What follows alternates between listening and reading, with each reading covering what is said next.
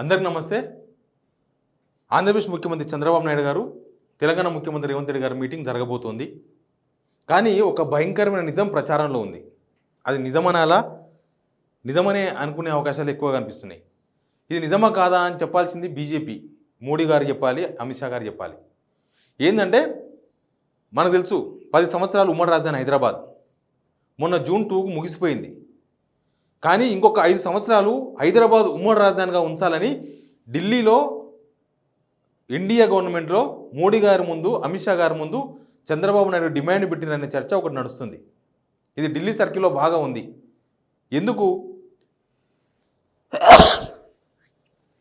ఎందుకు ఇప్పుడేం అవసరం ఉంది? యాక్చువల్గా ఉమ్మడి రాజధాని అంటే 2015లోనే వదిలేసిపోయింది కదా ఇదే చంద్రబాబు నాయుడు, అవసరం లేదని. మళ్ళీ ఇప్పుడు ఎందుకు అడుగుతున్నారు?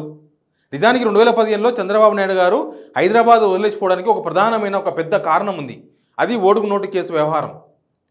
ఓటుకు నోటు కేసులు దానిలో అదంతా బ్రీఫ్డ్ మీ ఆడియోలు వీడియోలు అన్నీ బయటకు వచ్చిన తర్వాత అప్పుడు ఇక్కడి నుంచి వదిలేసిపోయినారు. అప్పటిదాకా ఇక్కడనే ఉండాలి, 10 సంవత్సరాలు పట్టుబట్టి తీసుకున్నారు కదా.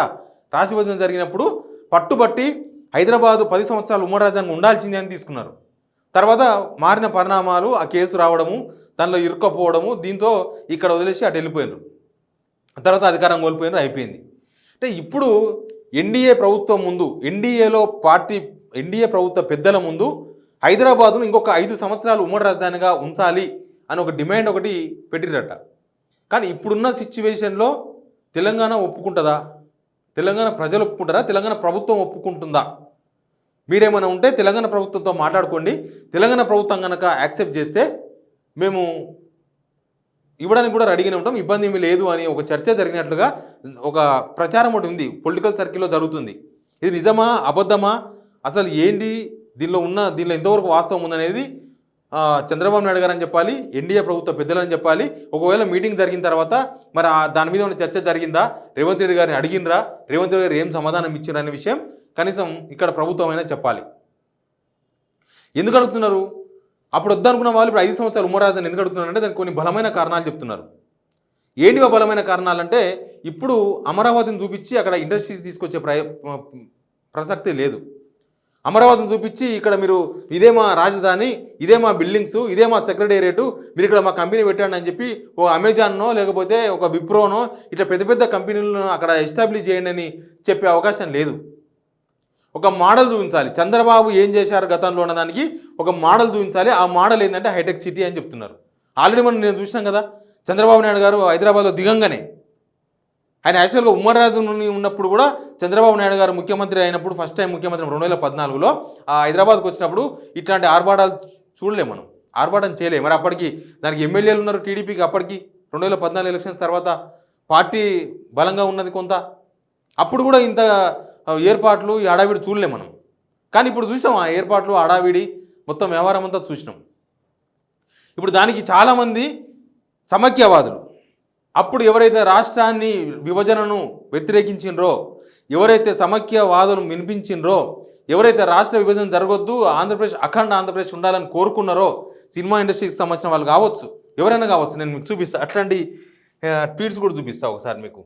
వాళ్ళు ఏం పెట్టినరు, ఆ ట్వీట్ చూసిన తర్వాత దాని ఇంకా ఏం జరిగింది అనేది, ఎంత కుట్ర ఉందనేది మనం కూడా కొంత అర్థం చేసుకునే అవకాశం ఉంటుంది. ఇంకో చంద్రబాబు నాయుడు గారి రాకను స్వాగతిస్తూ రాష్ట్ర విభజనను వ్యతిరేకించిన వాళ్ళు చాలామంది, సినిమా ఇండస్ట్రీకి సంబంధించిన వాళ్ళు, ఇంకా కొంతమంది చాలామంది పొలిటీషియన్స్ కూడా ఇట్లాంటి ట్వీట్స్ చేసినారు. రాఘవేందర్ రావు కే ఏమిటినా హైదరాబాద్ను విశ్వ మహానగరంగా తీర్చిదిద్దిన నేత శ్రీ నారా చంద్రబాబు నాయుడు గారు తెలంగాణకు విచ్చేసిన సందర్భంగా ఘనస్వాగతం పలికిన తీరు అద్భుతం. ఈ ఇద్దరు సీఎంల కలయిక ఎన్నో శుభపరిణామాలు కావాలని కోరుకుంటున్నా మీ రాఘవేందర్ రావు. ఇవే చాలా ఫ్లెక్సీలలో కూడా ఇదే మ్యాటర్ ఉంది. విశ్వ విజేత హైదరాబాద్ను మొత్తం డెవలప్ చేసినారు అని. అంతకుముందు ఉన్న ముఖ్యమంత్రులు చేయలేదు, ఆ తర్వాత వచ్చిన ముఖ్యమంత్రులు ఏం చేయలేదు. అట్లుంది కథ. ఇప్పుడు బండ్ల గణేష్ కాంగ్రెస్ లీడర్, ఆయన ఏ రాష్ట్రానికి సంబంధించిన కాంగ్రెస్ లీడర్ తెలియదు. ఎందుకంటే ఇక్కడ గాంధీ భవన్లో కనిపిస్తాడు, అప్పుడప్పుడు ఏపీకి పోయి అక్కడ ఇంకో దానిలో కనిపిస్తాడు. అక్కడ టీడీపీ, ఇక్కడ కాంగ్రెస్.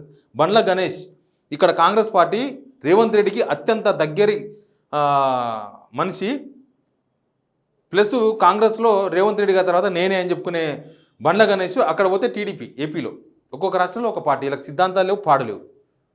ఆయన ఏమంటాడంటే, ఆయనది కూడా చూసిన ట్వీట్, సేమ్ హైదరాబాద్ను మొత్తం ఆకాశానికి ఎత్తేసిన చంద్రబాబు నాయుడు గారు స్వాగతం అని పెట్టుకున్నాడు ఆయన కూడా. వీళ్ళు ఉమ్మడి రాజధాని ఇంకొక 5 సంవత్సరాలు ఉమ్మడి రాజధాని అడుగుతున్నది కూడా దానికోసమే.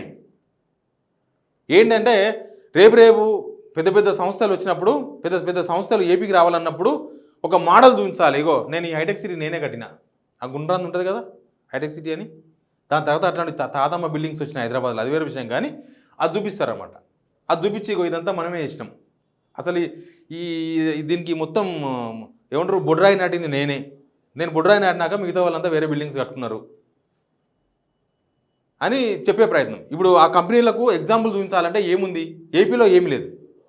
ఏపీలో అంతకుముందు 5 years ముఖ్యమంత్రిగా ఉన్నారు చంద్రబాబు నాయుడు గారు, అప్పుడేం డెవలప్ కాలేదు, ఇప్పుడేం డెవలప్ కాలేదు, అట్లే ఉంది అది.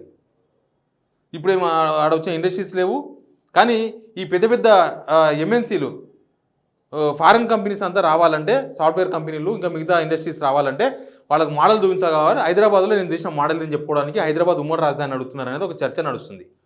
ఆల్రెడీ ఏపీ నుంచి హైదరాబాద్ ఉమ్మడి రాజధాని చేయాలని డిమాండ్ ఉంది, మీకు తెలుసు. ఆల్రెడీ జేడీ లక్ష్మీనారాయణ గారు ఏకంగా రాష్ట్రపతి గారికి పెట్టినరు, ట్వీట్ చేసిండ్రు, 10 సంవత్సరాలు ఉమ్మడి రాజధాని చేయండి, 2034 వరకు చేయండి. 2024 అయిపోయింది, 2034 అంటే 10 years. అక్కడ వాళ్ళు చాలామంది అడుగుతున్నారు. శైలజనాథ్ మాజీ పిసిసి అధ్యక్షుడు, ఇంకెవరు శివాజీ అని ఒకరు ఉన్నారు వర్కింగ్ ప్రెసిడెంట్ కాంగ్రెస్, అందరు అడుగుతున్నారు. ఇంకా చాలామంది ఇండస్ట్రియలిస్టులు, ముఖ్యంగా ఏపీకి సంబంధించిన ఇండస్ట్రియలిస్ట్ హైదరాబాద్లో ఎవరైతే ఉన్నారో వాళ్ళు అడుగుతున్నారు ఉమ్మడి రాజధాని ఉంచండి ఇదని హైదరాబాద్. ఎందుకంటే హైదరాబాద్ మీద హక్కులు వస్తాయి, హక్కులు ఉంటాయి, హక్కు ఉండాలి. ఏమీ లేకుండా ఇప్పుడు అమరావతి మళ్ళీ ఇటుక పిల్లలు వేడ్చాలంటే కష్టమవుతుంది. అక్కడ ఇండస్ట్రీస్ రావాలంటే మోడల్ చూపించాలి. పక్క రాష్ట్రంలో అంటే బాగుండదు, this the common capital, this capital అని చెప్పి ఇదంతా చూపించి ఇది మా క్యాపిటల్, ఈ క్యాపిటల్ మేము ఇదంతా చేసామని ఇక్కడ ఉన్న వచ్చిన వాళ్ళకి ఏమర్థం అవుతుంది. ఐటీ సిటీ చూపిస్తారు, మిగతా ఎంత మనదే అంటారు, ఆ బొడ్రాయి చూపిస్తారు. అట్లాంటిది ఏదో జరుగుతుంది అని ఒక చర్చ ఉంది. ఇది సీరియస్ చర్చ లాగానే కనిపిస్తుంది, ఎందుకంటే జరుగుతున్న పరిణామాలను కూడా మనకు అట్లా కనపడుతున్నాయి. ఇక్కడ గవర్నర్ పోయి ఉండవల్లిలో చంద్రబాబు గారి ఇంటికి పోవడం, 2 గంటలు ఆడ మీటింగ్ పెట్టడం, తర్వాత ఆయన కలవడం, ఈయన కలవడం, ఏదో ఒక కామన్ థింగ్ కోసం ఈ మీటింగ్స్ జరుగుతున్నాయి. రేవంత్ రెడ్డి గారు గవర్నర్ని కలవడం, పీయూష్ గోయల్ రేవంత్ రెడ్డి ఇంటికి పోవడం, అదే పీయూష్ గోయల్ చంద్రబాబు పీయూష్ గోయల్ ఇంటికి పోయి కలవడం, ఇవన్నీ డాట్స్ కలిపితే ఏదో జరుగుతుంది అన్నది బహిరంగంగా కనిపిస్తుంది. ఆ జరుగుతున్నది ఏంటి అంటే ఈ చర్చలు జరుగుతున్నాయి. వాళ్ళు ఎవరు చెప్తలేరు కాబట్టి ఈ చర్చలు జరుగుతున్నాయి. హైదరాబాద్ను ఇంకొక 5 సంవత్సరాలు ఉమ్మడి రాజధాని ఉంచుకుంటే మేము అంతలోపల అమరావతి డెవలప్ చేసుకుంటాం అనేది వీళ్ళ స్కెచ్ అని. మళ్ళీ ఈరోజు జరిగే మీటింగు వెనుక అసలు ఎజెండా ఇదేనా అనేది తెలియదు. ఈ విషయం రేవంత్ రెడ్డి గారికైనా చెప్పినరా, లేకపోతే మీటింగ్ స్టార్ట్ అయిన తర్వాత ఆ చర్చలు వస్తాయా, మరి రేవంత్ రెడ్డి గారు దీనికి ఏం ఆన్సర్ ఇస్తారు, పక్క రాష్ట్రం కూడా మంచిగా ఉండాలనో, లేకపోతే అంత తెలుగు వాళ్ళమే కదా అని ఒక మాటతోన ఒకవేళ ఉమ్మడి రాజధానిగా కొనసాగించాలని నిర్ణయం కనుక తీసుకుంటే, ఇప్పుడు ఇండియా వాళ్ళు అదే చెప్తున్నారు. ఢిల్లీలో ఉన్న వాళ్ళు మీరు ఏమైనా ఉంటే అక్కడ మాట్లాడుకోండి, అక్కడ రాష్ట్ర ప్రభుత్వంతో మాట్లాడుకోండి, అది మేము ఇంపోజ్ చేయము, ఇక్కడ ఉన్న వాళ్ళతో మాట్లాడి ఇక్కడ రాష్ట్ర ప్రభుత్వం కనుక మీరు ఒప్పించగలిగి మీరు 2 రాష్ట్రాల ముఖ్యమంత్రులు కనుక మాట్లాడుకుంటే మేము దానికి ప్రొసీజర్ ఫాలో అవుతామని చెప్పినట్లుగా ఒక ప్రచారం జరుగుతుంది. ఇక ఈ ప్రచారంలో ఎంత వాస్తవం ఉంది అనేది ఈ మీటింగ్ తర్వాత మనకు కుల్లంకుల్లా అర్థమయ్యే అవకాశం ఉంది. Please subscribe signal TV.